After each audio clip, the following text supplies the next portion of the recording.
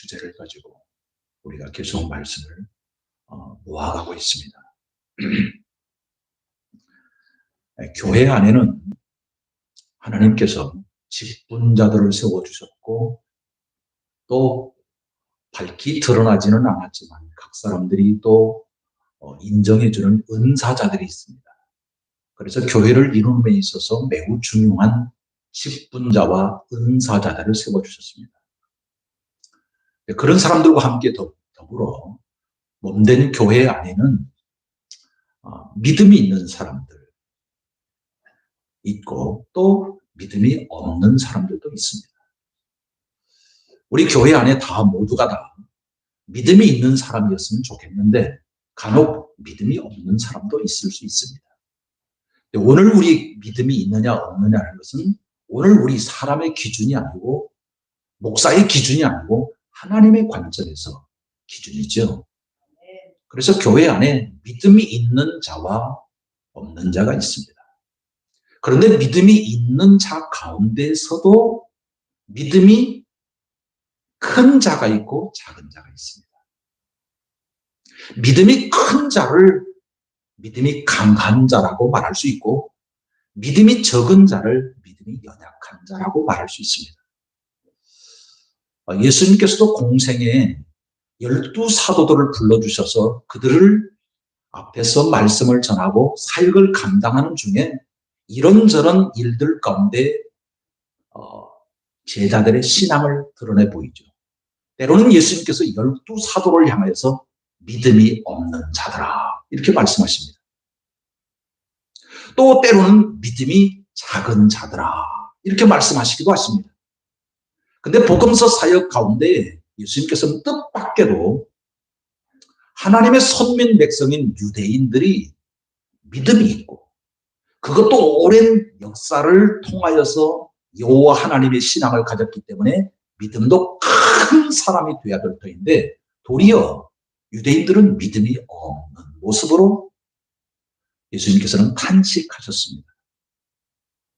그런데 믿음이 없다고 생각할 수 있는 사람들 가운데 믿음이 더 오히려 드러나게 되어 있는 내용을 복음서를 통해서 가르쳐 줍니다.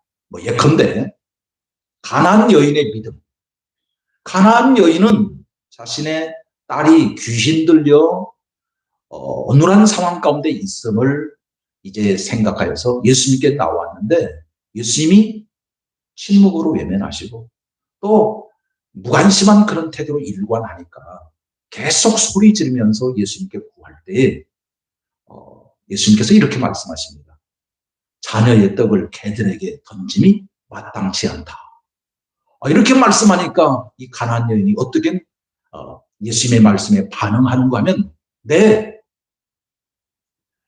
개들도 주인의 상에서 떨어지는 부스러기를 먹나이다. 그러니 주님께서 유대 백성에게 주셔야 할 그 떡을 부스러기라도 가나안 여인, 이방 여인인 저한테도 주시면 좋겠습니다. 그런 마음으로 반응을 하게 되니까 그 여인을 향해서 예수님께서 믿음이 크도다 라고 말씀하십니다. 믿음이 크도다. 또 잘 아시는 바와 같이 백부장의 믿음을 예수님께서 평가를 하시는데 이스라엘 중에 이만한 믿음을 만나보지 못하였다. 이렇게 말씀을 하시는 내용을 보게 됩니다. 아무튼지 복음서를 통하여서 보게 되면 마땅히 나타나고 드러나야 할 믿음의 대상인 유대인이 아니고 이방인들, 백부장도 이방인이고 가나안 여인도 이방인이거든요.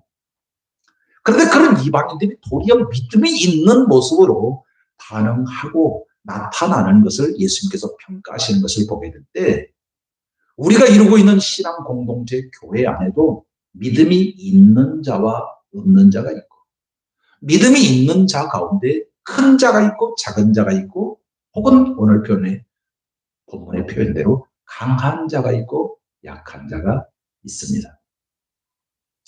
어떻게 하면 믿음이 강한 자와 약한 자가 한몸된 교회를 이룰 수 있겠는가?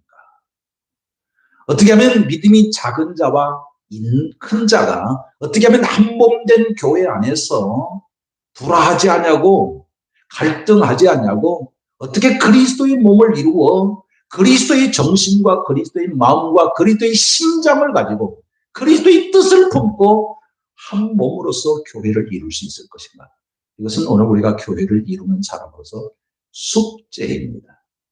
오늘 우리가 개인적인 신앙생활에 머물러서 내가 신앙생활하면 복 받겠지 이런 형태로만 물론 중요합니다만 기본이 되어야 되겠지만 그러나 조금 더 한 걸음 나아가서 우리가 그리스도의 몸을 이루는 믿음의 사람으로서 직분자로서 은사자로서 지체로서 오늘 우리가 그리스도의 몸을 어떻게 이루어서 한 몸이 일사불란하게 한 몸으로 서고 지난주에 우리가 말씀을 묵상했다시피 신랑 되신 그리스도 앞에 오늘 우리는 교회는 그리스도의 신부라고 했는데 신부로서 순결한 모습으로서 그리스도의 몸을 어떻게 하면 이룰 수 있겠는가 하는 것은 매우 중요한 숙제가 아닐 수 없습니다. 오늘만 그리스도의 몸으로서 한 몸을 이루는 것이 아니라 계속 주 오실 그 순간까지 끊임없이 우리가 한 몸이기를 기뻐하고 한 몸을 이루어 나가는데 끝까지 투쟁하고 끝까지 힘쓰고 끝까지 싸워서 그리스도의 몸을 온전하게 세워나가는 것. 그래서 언제나 어느 때나 같은 마음, 같은 뜻, 같은 생각, 같은 행동으로 한 몸은 그러잖아요. 한 몸이 같은 생각을 해야 한 몸이지 한 몸인데도 불구하고 두 생각, 세 생각을 가지고 또 서로 다른 어떤 행동을 하게 된다고 한다면 그게 한 몸은 아니잖아요. 끊임없이 오늘 우리는 생각해야 하고 지향해야 하고 나아가야 할 방향은 그리스도의 몸, 한 몸을 어떻게 이룰 수 있겠는가 하는 겁니다. 그 와중에 믿음이 있는 자와 없는 자, 있는 자 가운데서는 있는 자는 없는 자를 향해서 있는 자 가운데 강한 자와 또 큰 자가 어떻게 하면 작은 자, 연약한 자를 어떻게 하면 갈등 상황이 발생되지 않고 그리스도의 몸을 이루어갈 수 있겠는가 하는 문제는 오늘 우리에게 매우 중요한 숙제라고 말씀을 드렸습니다. 오늘 본문 속으로 들어가 보십시다. 오늘 본문 속에 믿음이 있는 자 대 강한 자가 있고 믿음이 있지만 아직 믿음이 연약한 상태에 있는 자와의 관계 속에서 부딪히는 문제가 오늘 본문에 만만치 않은 것을 보게 됩니다. 믿음이 있는 자 가운데 강한 자와 연약한 자의 갈등 상황이 교회 안에 그대로 노출되어 있음을 보게 됩니다. 그 핵심적인 내용은 먹는 음식에 관한 문제였어요. 먹는 음식에 관한 문제가 믿음이 강한 자와 연약한 자의 갈등 관계가 노출되어 이런 심각한 문제가 될 수 있어서 분열의 씨앗이 싹이 나고 또 크게 교회를 허물 수 있는 위태로운 상황 가운데 있음을 보게 됩니다. 혹여 학식이라는 말을 들어보셨습니까? 학식. 벌써 들어보신 학식이 뭔가 하면 대학교 내에 있는 식당을 말하는 것입니다. 대학교 안에 있는 그 식당은 대학생들에게 할 수만 있으면 최소한의 비용으로 음식을 먹을 수 있도록 하게 하는 식당이죠. 그래서 주변의 식당보다는 훨씬 더 대학교 안에 있는 그 식당은 음식값이 저렴합니다. 그래서 대학 주변에 있는 사람들 가운데 학교 그 식당을 이용하는 분들이 상당히 많다는 것입니다.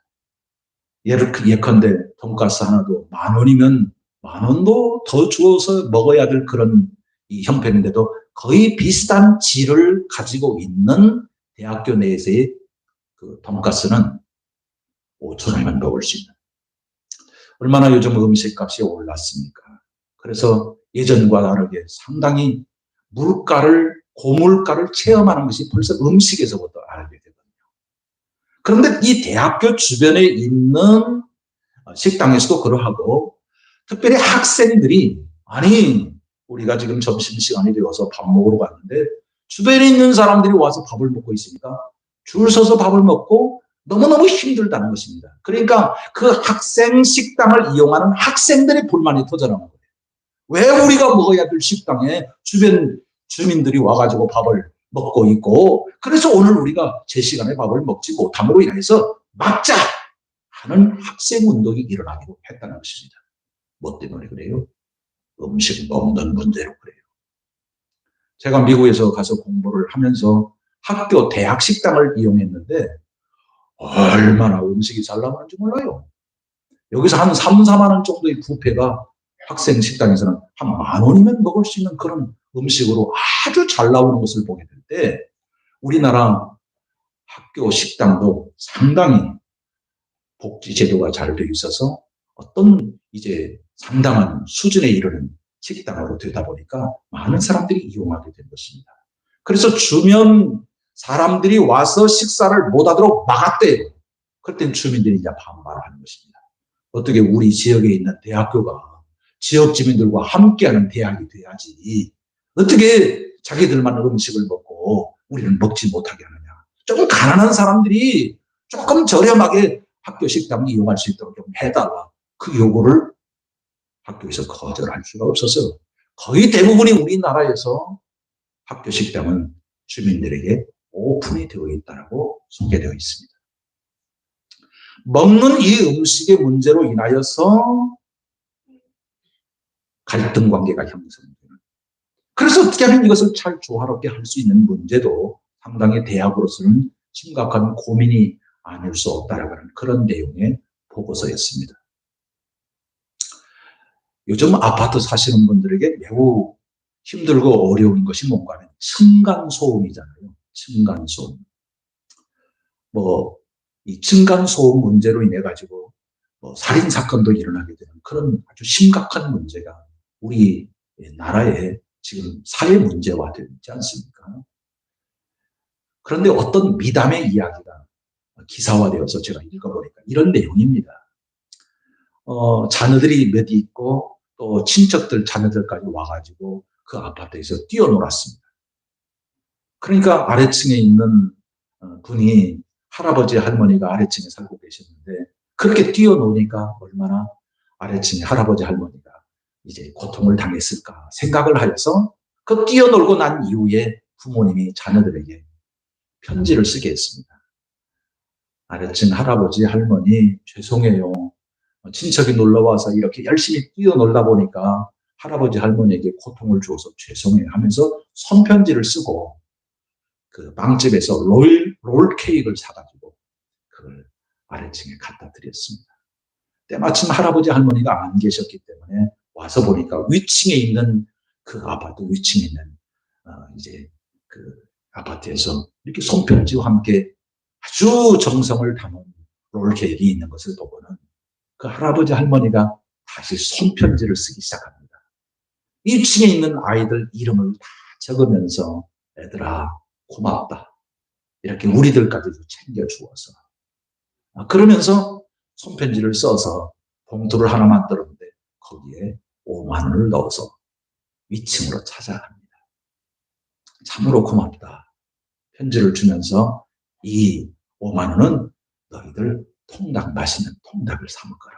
그렇게 얘기를 했습니다. 그러면서 하는 말씀이 너희들이 뛰어놀 주간에는 우리 할아버지 할머니들이 없단다. 그러니 너희들이 어젯밤에 뛰어노는 것처럼 그렇게 열심히 뛰어놀거라. 열심히 아이들을 뛰어놀아야 되지. 그러니 구애받지 말고 열심히 뛰어놀아서 건강하게 자라는구나. 이렇게 이제 이야기를 해주었다는 것입니다. 아래층에 있는 할아버지 할머니에게 롤케이크, 아래층의 할아버지 할머니들은 위층에 있는 아이들에게 통닭을 이렇게 음식을 사줌으로써 층간소음의 문제가 깔끔하게 해결되고 오히려 더 화목한 이웃을 만나게 되었다고 생각하니까 얼마나 그 기사를 읽으면서 야, 이런 마음씨들을 가지고 우리가 살면 얼마나 좋겠나. 아우 힘들어요 어려워요. 그러면서 아파트에 사시는 분들은 다 아시는 분이 것이지만 화장실 물 내리는 것조차도 다 들려서 그것을 힘들게 여기고 고통스럽게 여기는 일들이 참 많이 있지 않습니까?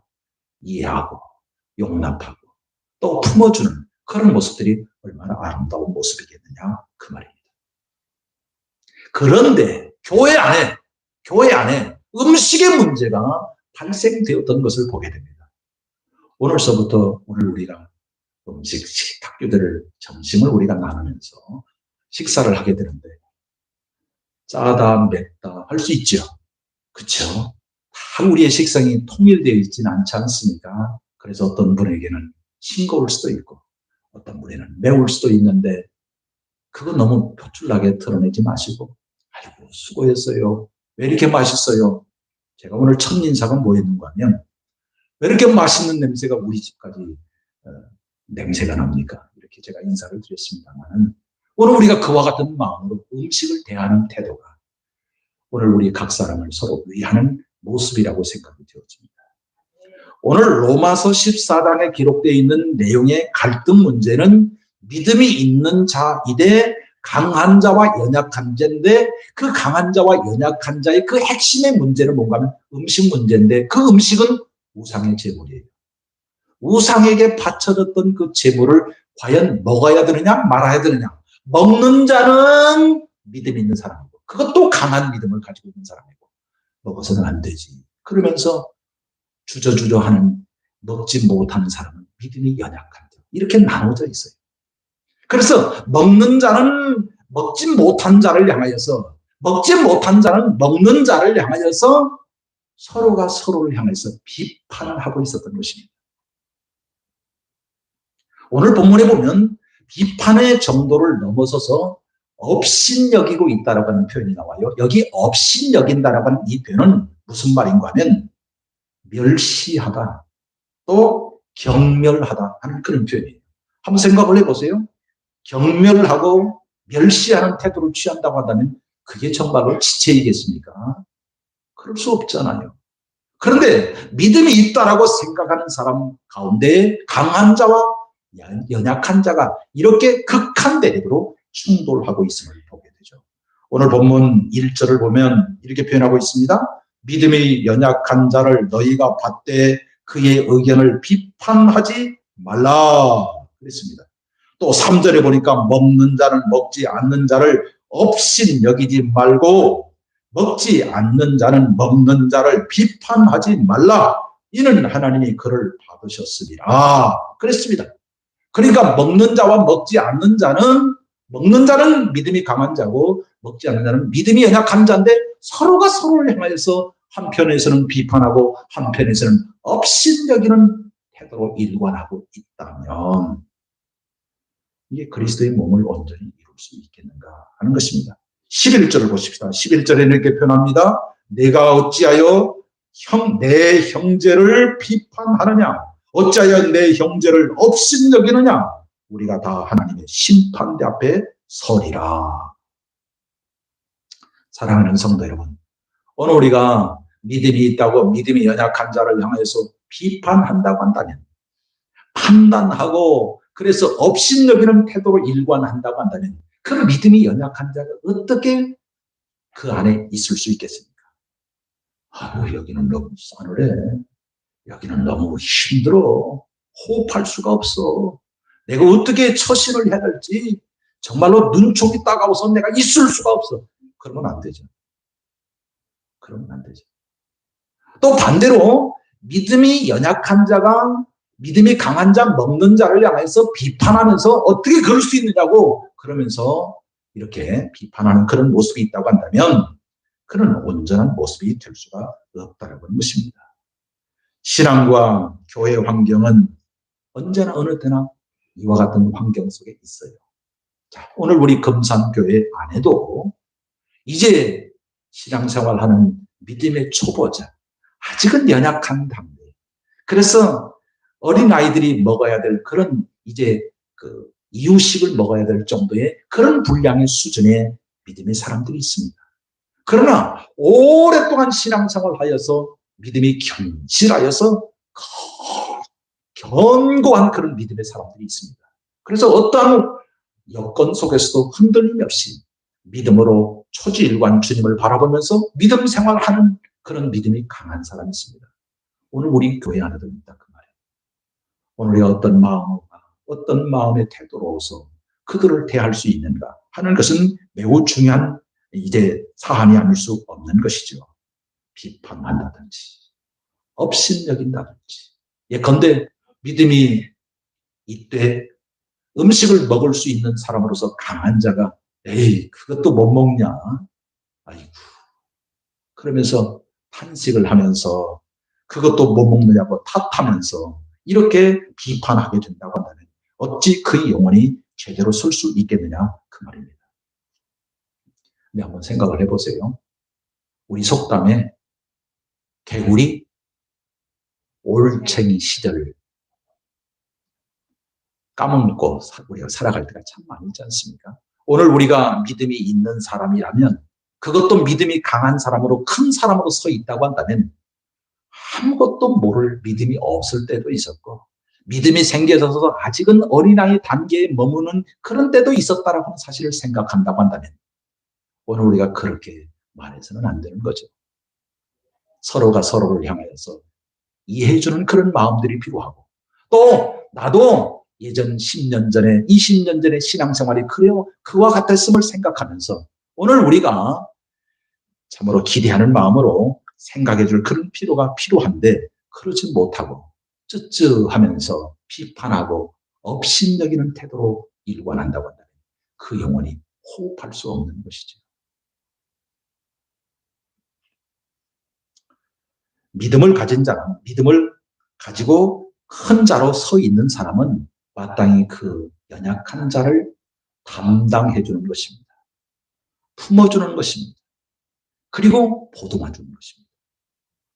안아주는 것입니다. 우리 가정 안에서도 어린아이가 태어나면 그 어린아이 안아주지 않습니까? 보듬어 주지 않습니까? 그리고 그가 한 모든 행동에 대해서 이렇게 잘 정리를 해주지 않습니까? 이런 모습들이 오늘 우리에게 필요하죠.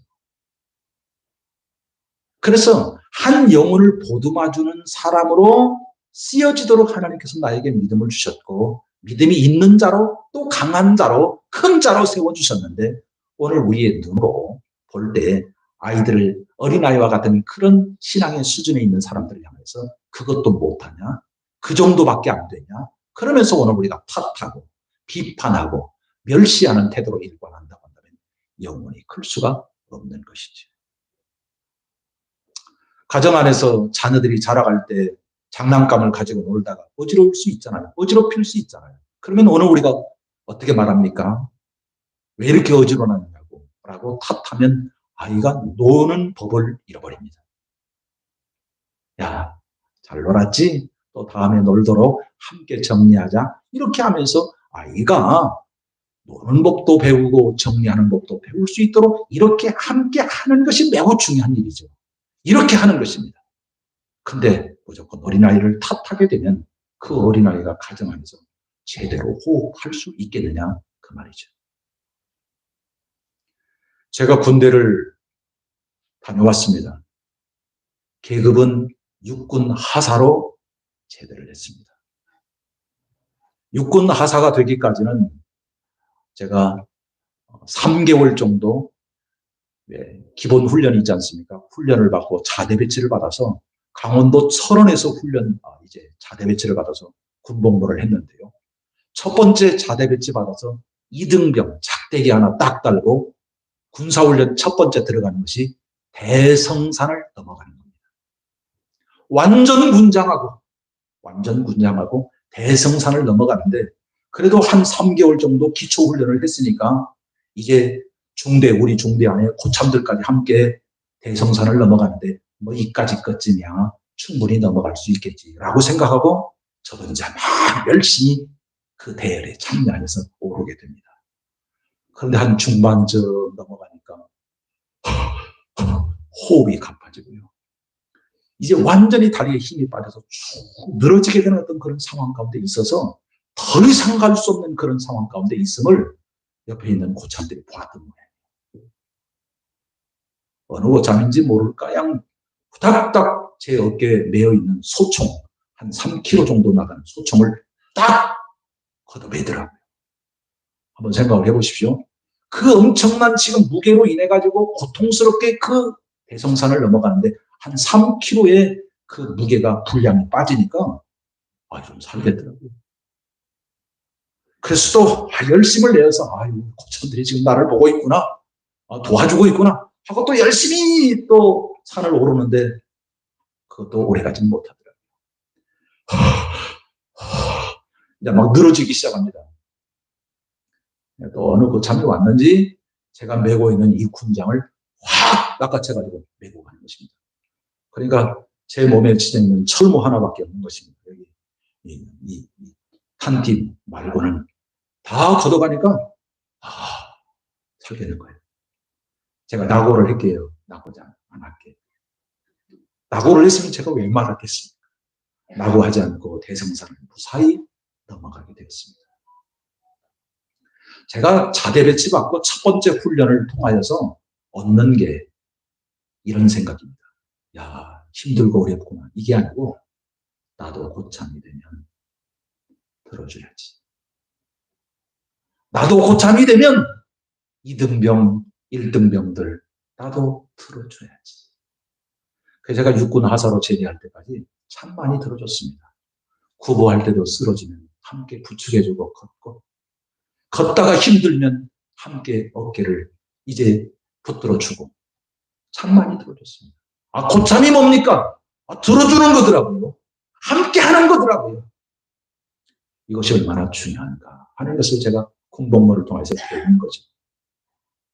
우리나라 역도 선수 가운데 아마도 이름 부르면 금방 떠오르는 선수가 있을 것입니다.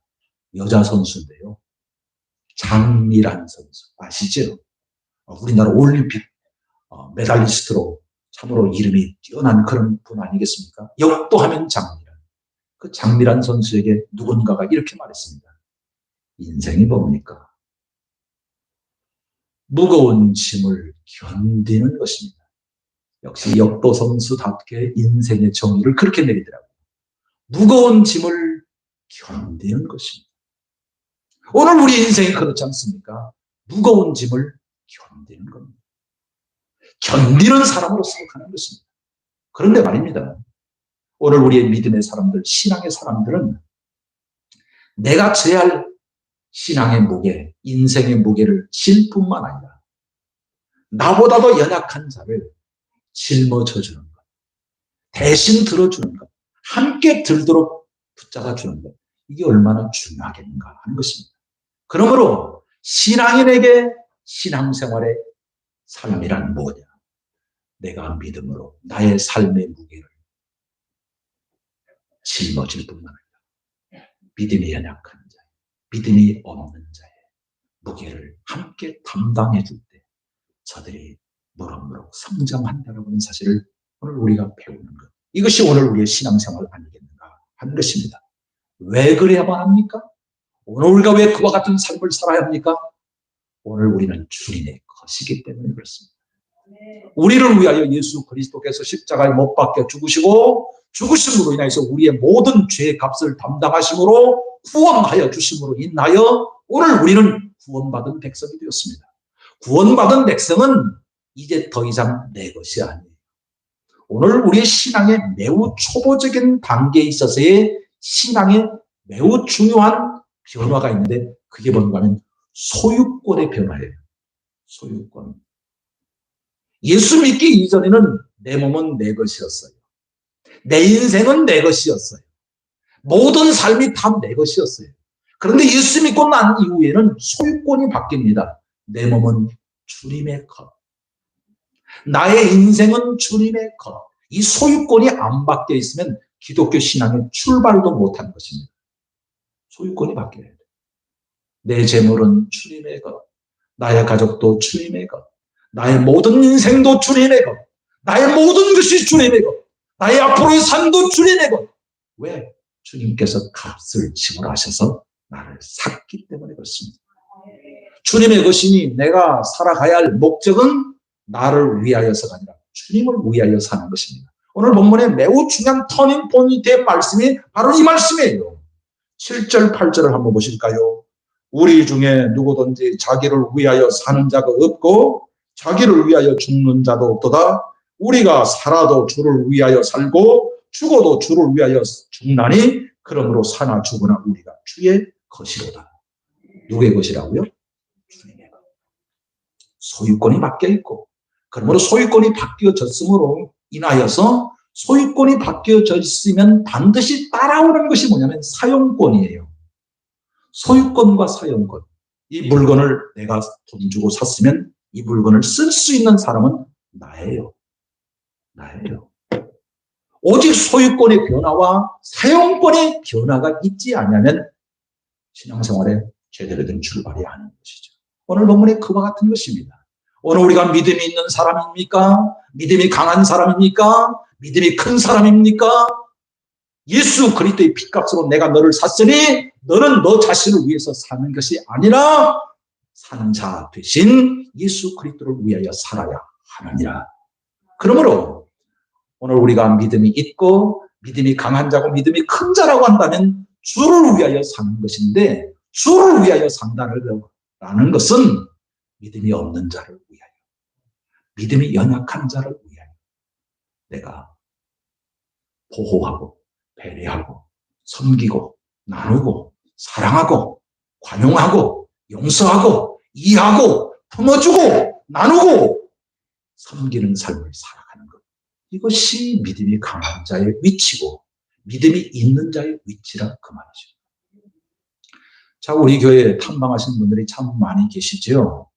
우리 교회 기업자 예배당을 얘기할 때 수많은 사람들은 이게 유교 사회의 바탕 속에서 저런 예배당을 건축했어요. 물론 맞습니다.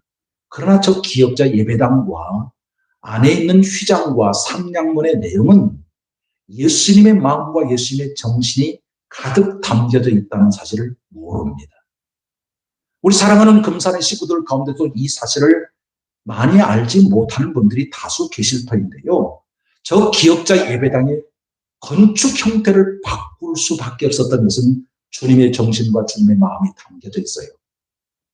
뭔가 하면 당시 사회적 약자인 여성들을 보호하기 위해서는 불가피한 건축 형태였다는 말입니다. 그리고 중간에 휘장을 쳐서 여성들은 얼굴도 보지 않은 상태로 예배를 드릴 수밖에 없었던 핸디캡이 지금 시점에서는 우리가 가져서 여성을 차별하는 것 같아 보이지만 당시에서는 여성들을 보호하기 위한 불가피한 조치가 휘장을 칠 수밖에 없었다는 사실입니다. 이 보호라고 하는 것은 주님의 정신이고 주님의 마음인데 그 예배당의 형태 속에서 담겨져 있다는 말이죠. 그리고 상량문을 보시면 남자석과 여자석에는 나중 상량문에 관한 말씀을 오늘 이 주제를 가지고 진행하면서 말씀을 전하겠습니다마는 여자석에는 훈민정음제 한글로 고린도전서 3장 16절로 17절까지 기록되어 있는데 당시 상량문은 다 한자 한문으로 기록될 당시인데 왜 여자석에는 훈민정음제 한글로 기록한 것은 아직 한자를 모르는 그러나 교회에 와서 한글만 배웠던 여성도들을 향하여서 여성도들이 읽을 수 있는 문자인 훈민정음제 한글로 기록한 것입니다. 그것은 그들을 위한 배려의 정신이었다 그 말입니다. 그러니까 제가 짧게 말씀을 드렸습니다만 보호와 배려의 정신으로 여성도들을 지켜내기 위한 주님의 정신과 주님의 마음이 묻어있는 예배당과 예배 운영의 형태였다는 사실입니다. 오늘 우리가 교회를 이루고 있을 때 이게 중요합니다. 오늘 우리가 믿음을 가진 자로서 믿음이 강한 자로서 믿음이 큰 자로서 연약한 자를 위해서 나는 어느 만큼 보듬고 있는가 어느 만큼 품고 있는가 잘 자라거나 열심히 비록 실수해도 열심히 뛰어놀아서 무럭무럭 자라거나 할아버지 할머니가 그렇게 위층에 있는 아이들에게 이야기하였던 그 마음을 오늘 우리가 믿음이 연약한 자를 위하여서 그렇게 생각하는 마음은 얼마나 중요하겠는가 하는 것입니다. 우리 교회는 그와 같은 교회입니다. 어느 교회든 다 마찬가지입니다. 믿음이 있는 자와 없는 자, 믿음이 강한 자와 연약한 자, 믿음이 큰 자와 작은 자 이런 다양성을 오늘 우리가 인정하고 배척하지 말고 비판하지 말고 없이 여기지 말고 내가 어떻게 하면 섬길 수 있는지 내가 어떻게 하면 돌아보아서 나로 인해서 저들이 서갈 수 있는지 찾아서 섬기는 나누는 또 사랑하는 오늘 우리 믿음의 공동체가 되어서 하나님 앞에서